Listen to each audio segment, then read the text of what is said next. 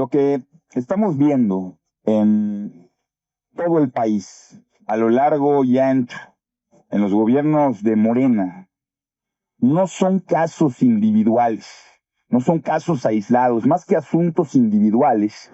Estamos viendo los síntomas de un sistema enfermo de complicidad y de un oficialismo que, lejos de proteger los intereses de la ciudadanía, está esforzándose permanentemente por protegerse a sí mismo.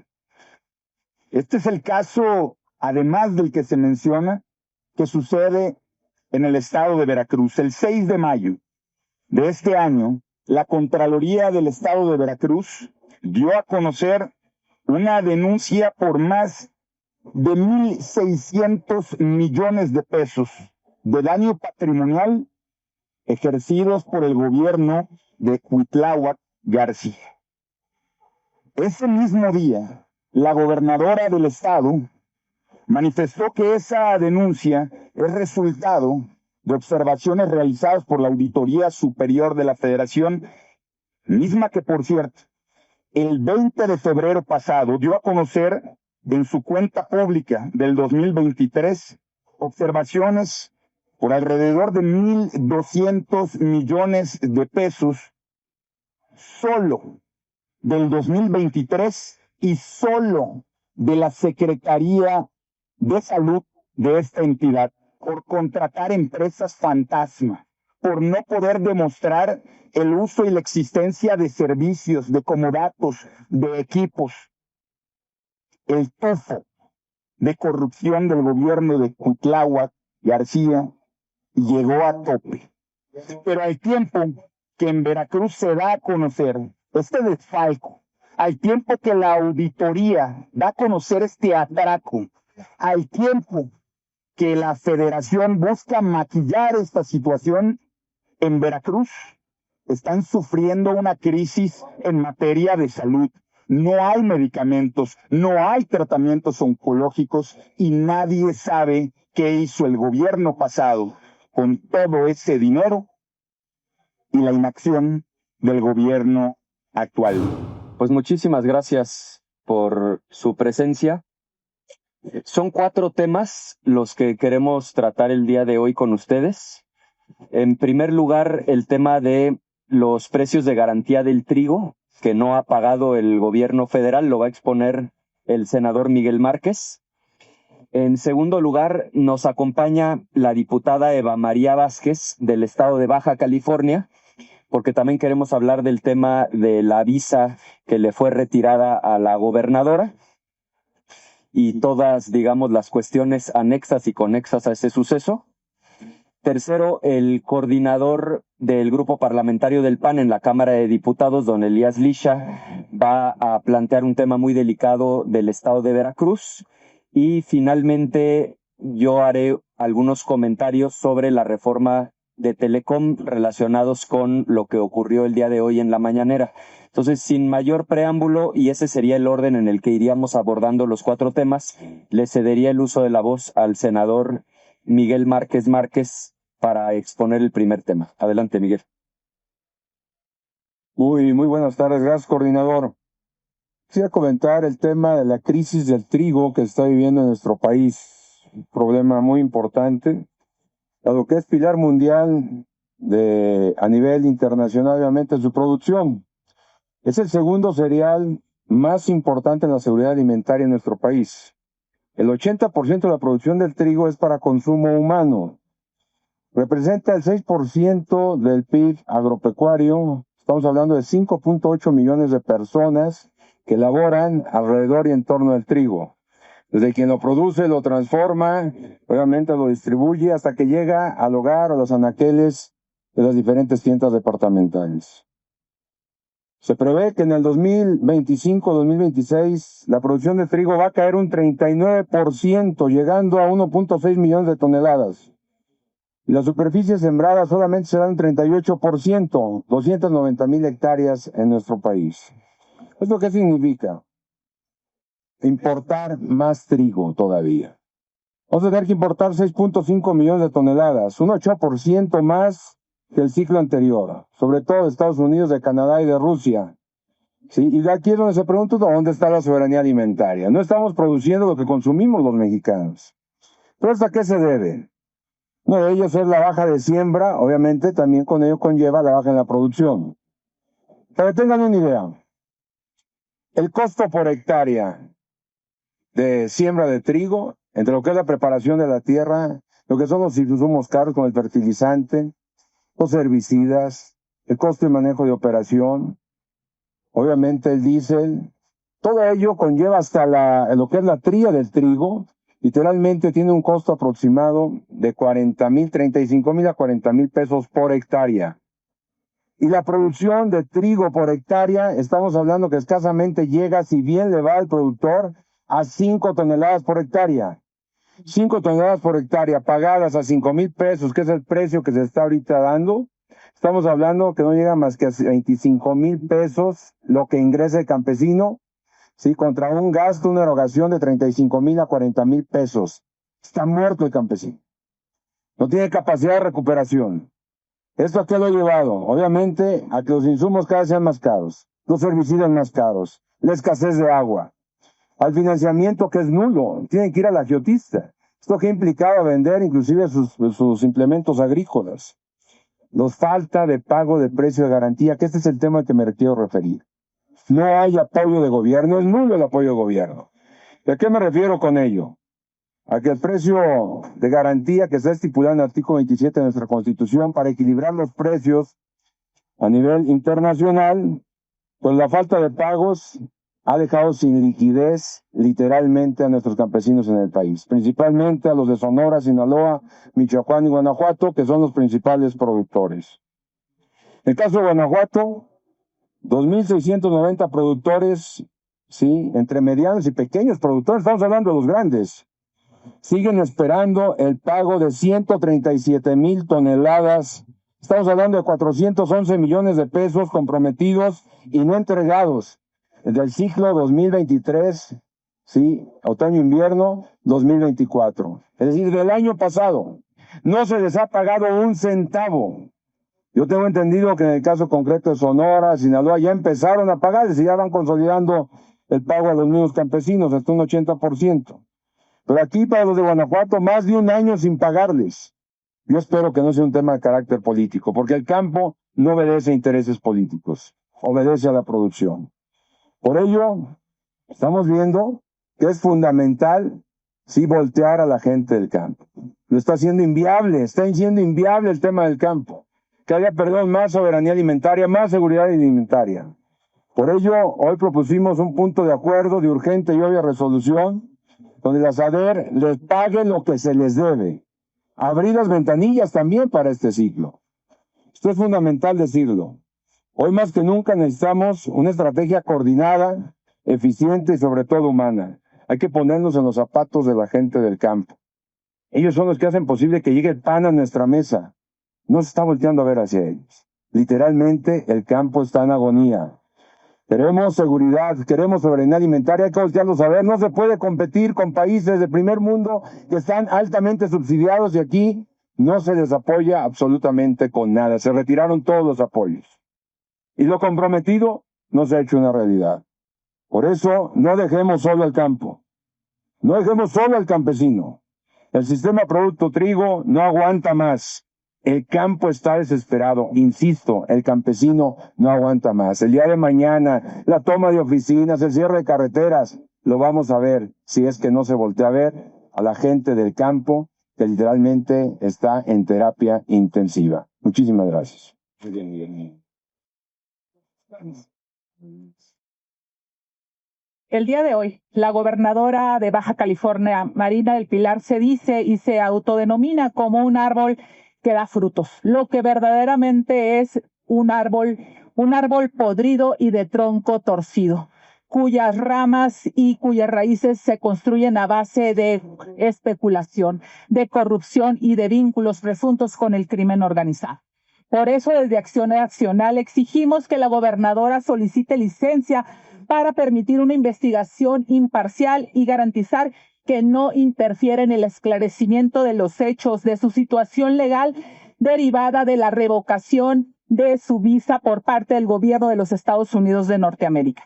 Y en este sentido quiero ser muy puntual. La revocación de una visa y la cancelación de cuentas bancarias a presuntos personajes vinculados con ella no son calumnias. Se trata de señales de alerta internacionales que ya hicimos ver desde el pasado 12 de marzo en una rueda de prensa donde el Grupo Parlamentario de Acción Nacional en la Cámara de Diputados establecimos con puntual precisión y solicitamos a la gobernadora que esclareciera esos presuntos datos derivados de una investigación donde se le vinculaba y se decía que se encontraba dentro de una lista de narcopolíticos, que obtuvimos silencio absoluto. Dicen que el que calla otorga. Por otro lado, exigimos respuestas porque precisamente la ciudadanía merece respuestas, no evasivas. Si como ella dice no hay nada que ocultar, pues que nos diga Marina del Pilar y que nos explique por qué motivos fue que le revocaron la visa.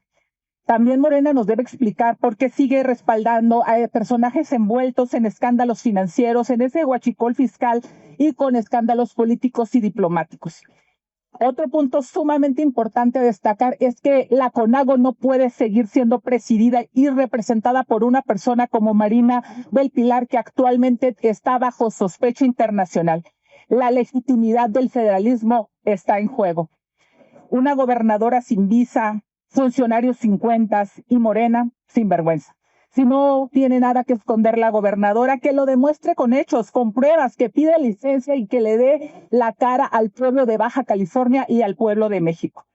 Y también debemos decirlo con toda puntualidad, que Marina del Pilar, la gobernadora sin visa, debe y tiene que manifestar esas situaciones tan graves en las que se ve envuelto su gobierno, donde se habla de presuntos vínculos, insisto, con el crimen organizado, porque si todo es mentira, ¿por qué todo huele a verdad?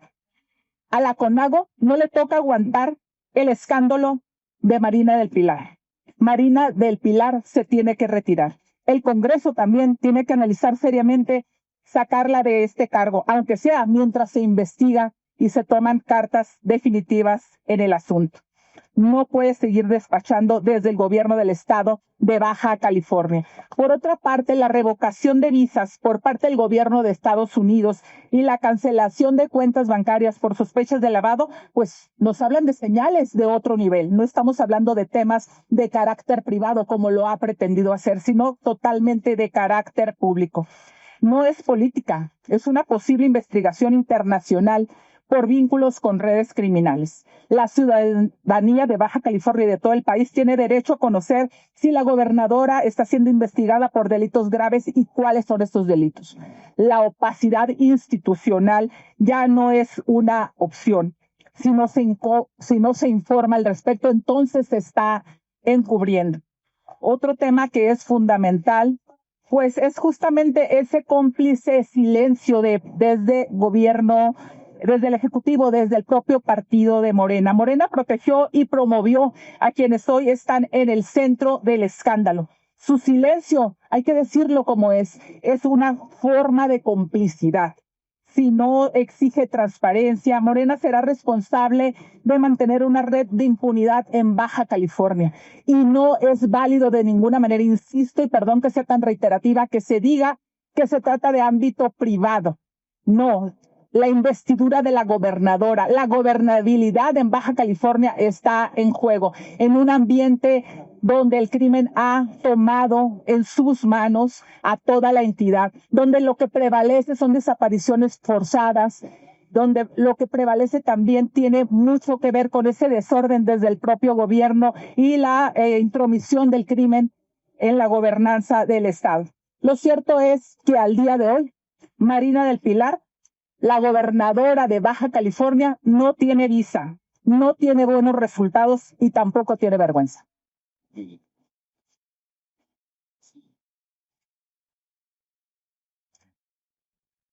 Muy buenos días a todas y a todos. Lo que estamos viendo en todo el país, a lo largo y ancho, en los gobiernos de Morena, no son casos individuales, no son casos aislados, más que asuntos individuales. estamos viendo los síntomas de un sistema enfermo de complicidad y de un oficialismo que, lejos de proteger los intereses de la ciudadanía, está esforzándose permanentemente por protegerse a sí mismo.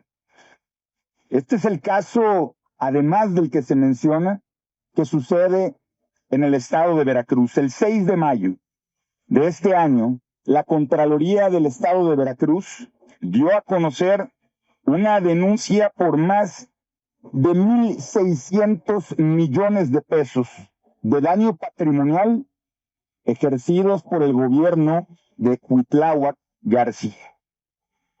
Ese mismo día, la gobernadora del estado manifestó que esa denuncia es resultado de observaciones realizadas por la Auditoría Superior de la Federación, misma que, por cierto, el 20 de febrero pasado dio a conocer en su cuenta pública del 2023 observaciones por alrededor de 1.200 millones de pesos solo del 2023 y solo de la Secretaría de Salud de esta entidad. ¿Por qué tipo de casos? Digámoslo concretamente, por contratar empresas fantasma, por no poder demostrar el uso y la existencia de servicios, de comodatos, de equipos. El tufo de corrupción del gobierno de Cuitláhuac García llegó a tope. Pero al tiempo que en Veracruz se da a conocer este desfalco, al tiempo que la auditoría da a conocer este atraco, al tiempo que la federación busca maquillar esta situación, en Veracruz están sufriendo una crisis en materia de salud. No hay medicamentos, no hay tratamientos oncológicos y nadie sabe qué hizo el gobierno pasado con todo ese dinero y la inacción del gobierno actual.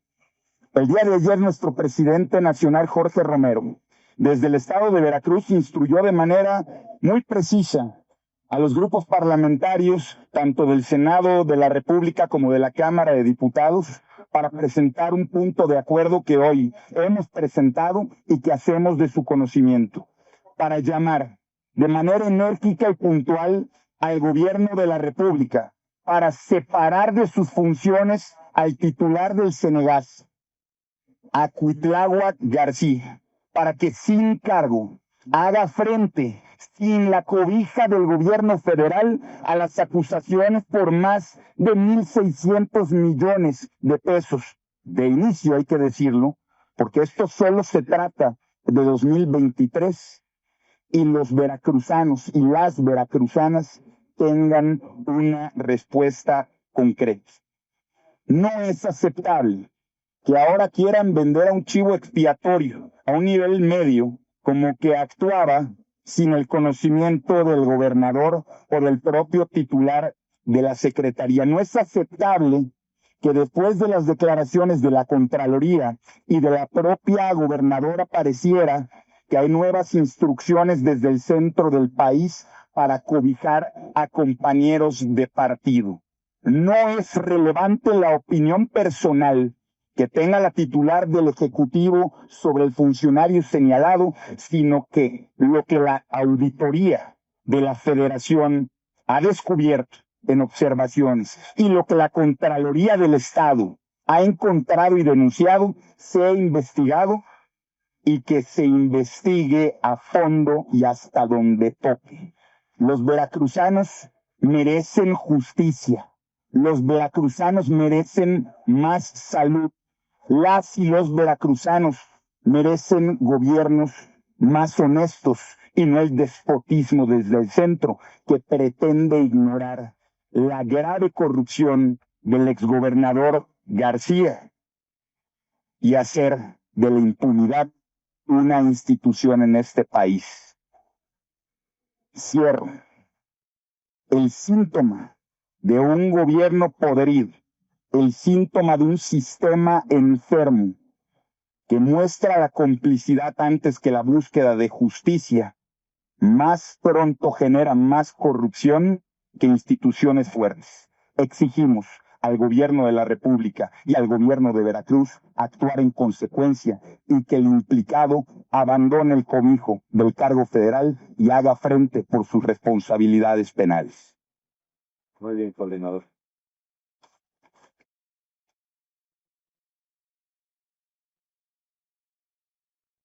Sobre lo que quienes me antecedieron en el uso de la voz han señalado, quisiera hacer un par de comentarios y después me referiré al tema de telecomunicaciones.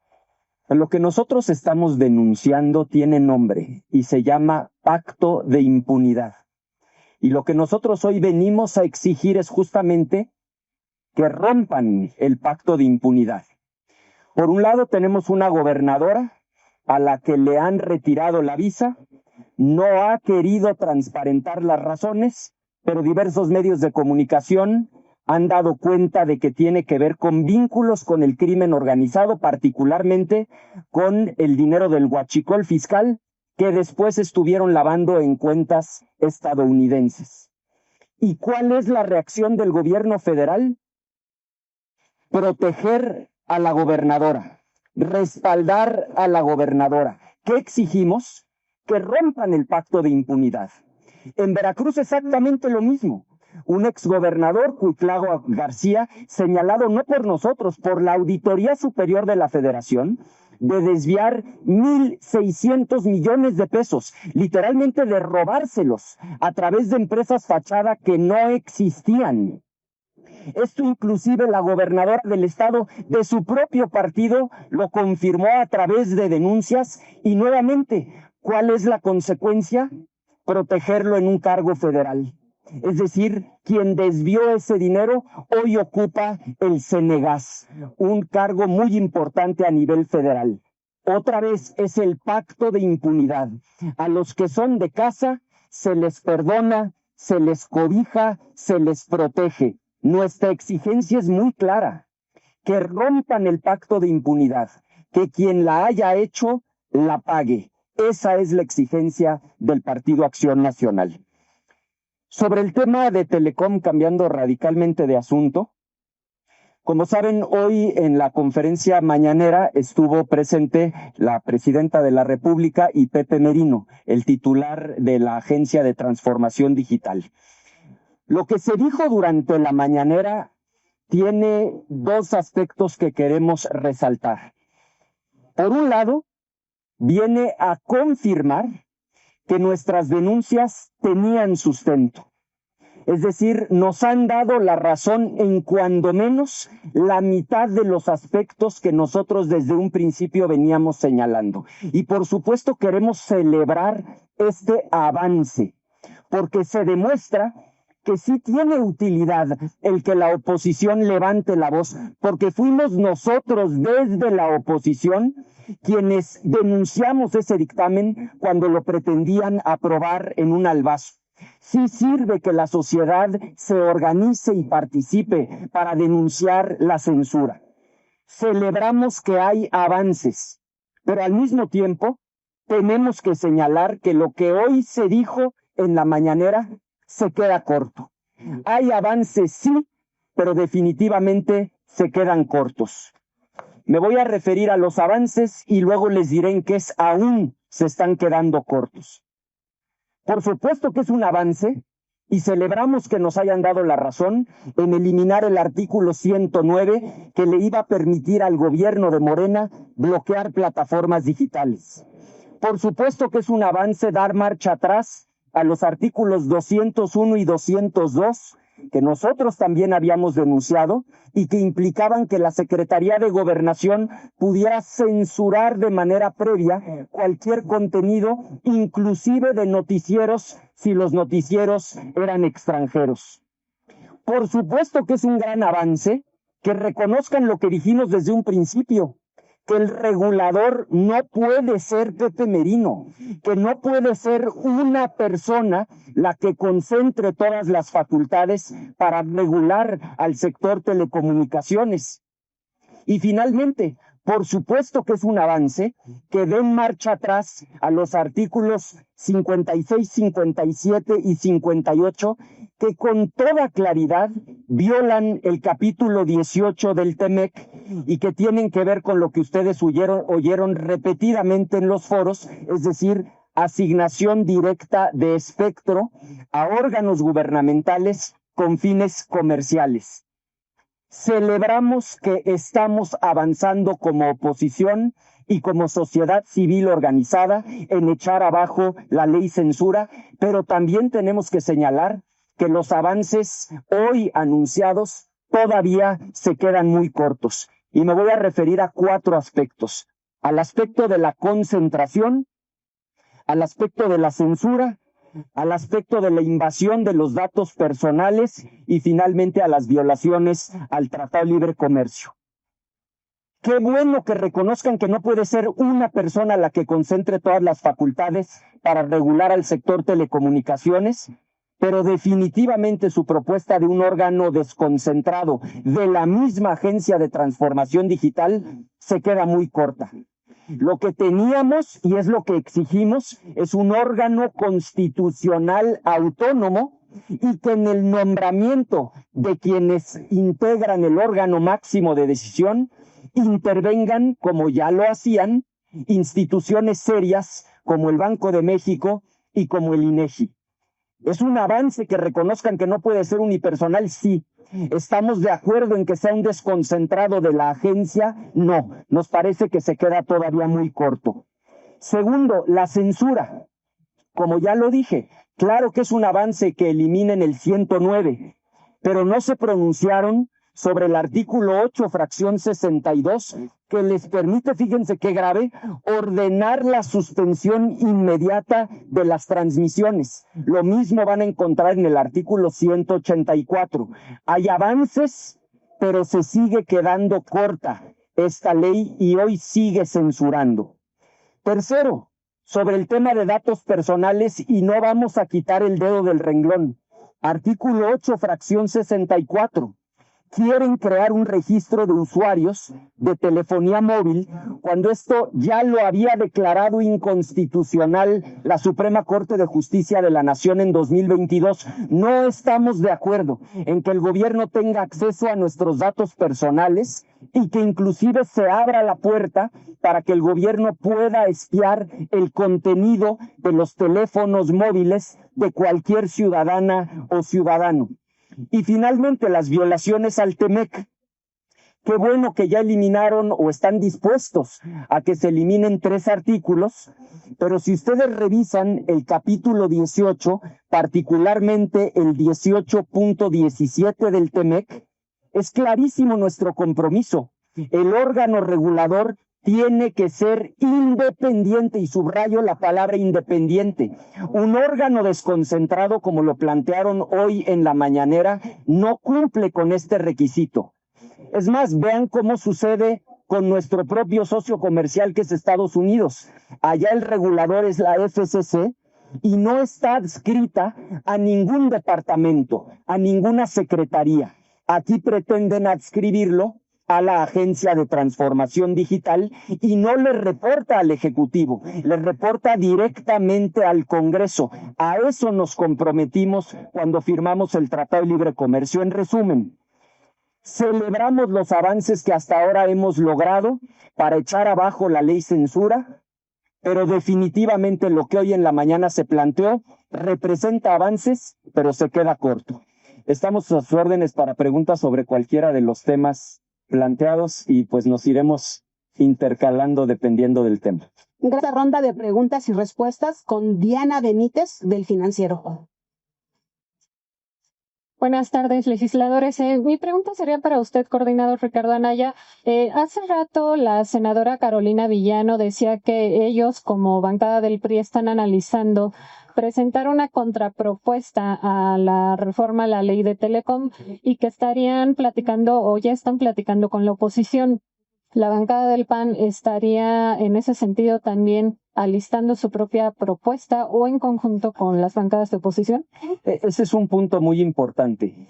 Lo que vimos hoy en la mañana por parte de Pepe Merino y de la presidenta Pues es una presentación de PowerPoint. Y lo que se vota en el Congreso mexicano no son presentaciones de PowerPoint. Aquí se votan dictámenes. Entonces nosotros, por supuesto que estamos trabajando en una propuesta concreta a nivel de dictamen para resolver justamente estos 4 aspectos que nos parecen por mucho los más problemáticos.